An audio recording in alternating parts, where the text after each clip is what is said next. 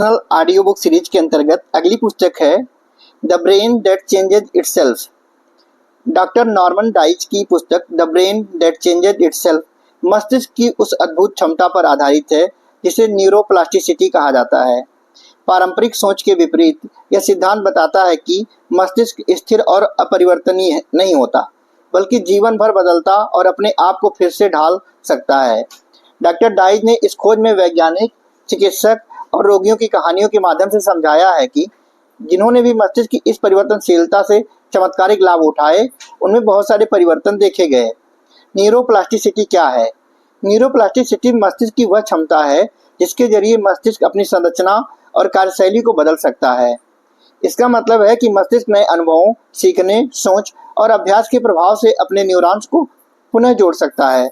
इस प्रक्रिया में मस्तिष्क न केवल नए रास्तों को विकसित करता है, बल्कि बाधित हिस्सों की कार्यक्षमता को पुनः स्थापित कर सकता है।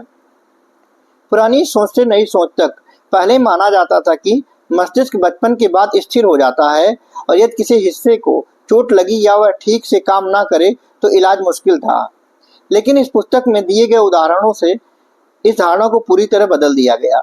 डॉक्टरों और वैज्ञानिकों ने दिखाया कि मस्तिष्क अपनी कार्यप्रणाली को नया आकार दे सकता है, भले ही उम्र अधिक हो या चोट गहरी हो।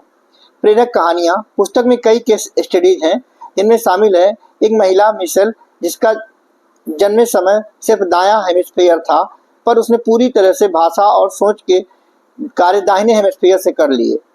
मस्तिष्क आघात के बाद रोगियों ने कैसे विशेष अभ्यासों से अपने खोए हुए अंगों या कार्यों को पुनः प्राप्त किया। स्ट्रोक के मरीज ने भी कई मानसिक विकारों से कैसे सोच और अभ्यास के माध्यम से उबरने के उदाहरण मिलते हैं। सोच और अभ्यास की भूमिका। मस्तिष्क के पुनर्निर्माण के लिए दिमागी अभ्यास, ध्यान, पुनरावृत्ति और सकारात्मक सोच अति महत्वपूर्ण होते हैं। Neurons that fire together wire together का नियम बताता है कि जो नस न्यूरॉन्स एक साथ सक्रिय होते हैं, वे जुड़ जाते हैं और मजबूत नेटवर्क बनाते हैं।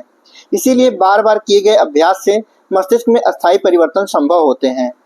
आधुनिक न्यूरोप्लास्टिसिटी के योग और चिकित्सा आयाम। डॉक्टर डाइच ने अपने शोध में न्यूरोप्लास्टिसिटी के आधार पर कई उपचारों का उल्लेख किया है, जहां मस्तिष्क की बीमारी या नुकसान के उपचार के लिए खास सोच और क्रियाएं प्रयोग की गई हैं। डॉक्टर माइकल मर्जेनिच जैसे वैज्ञानिकों ने दिखाया कि कैसे मस्तिष्क के नक्शे या समय के साथ परिवर्तन को बदलते हुए देखा जा सकता है। मानसिक स्वास्थ्य और न्यूरोप्लास्टिसिटी।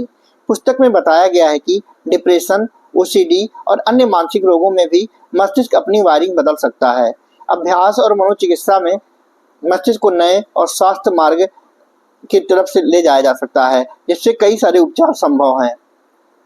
यह पुस्तक हमें सिखाती है कि मस्तिष्क जड़ नहीं, बल्कि लचीला और बदलने वाला अंग है। यह ज्ञान हमें नई आशा देता है और हाथ से छूने या सोचने की शक्ति से हम अपने मस्तिष्क की क्षमता को बढ़ा सकते हैं, पुराने दर्द और सीमाओं को दूर कर सकते हैं।